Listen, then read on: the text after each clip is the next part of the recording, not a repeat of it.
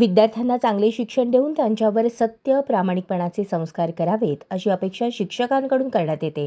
मात्र जळगावमध्ये एक धक्कादायक प्रकार समोर आला आहे. 10वीच्या विद्यार्थ्यांना परीक्षा केंद्रावर रिक्षात बसून कॉपी करणाऱ्या मुख्याध्यापिका शिक्षकासह तिघांविरोधात गुन्हा दाखल केला आहे. शिक्षकांचाच कॉपीत सहभाग असल्याचे समोर आल्याने खळबळ उडाली आहे.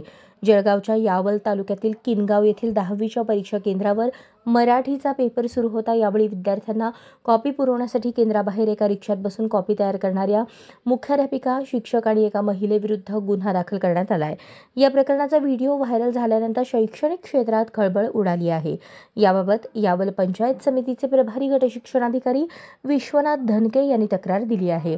किनगाव येथील नेहरू माध्यमिक विद्यालय केंद्रावर सकाळी 10वीचा मराठी द्वितीय आणि तृतीय विषयाचा पेपर सुरू होता.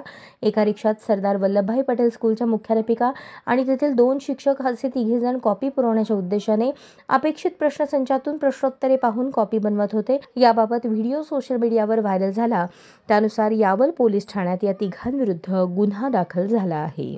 अशाच नवनवीन अपडेट्ससाठी जनता राज्य न्यूज चॅनलला सबस्क्राईब करा, लाईक करा आणि शेअर करायला विसरू नका.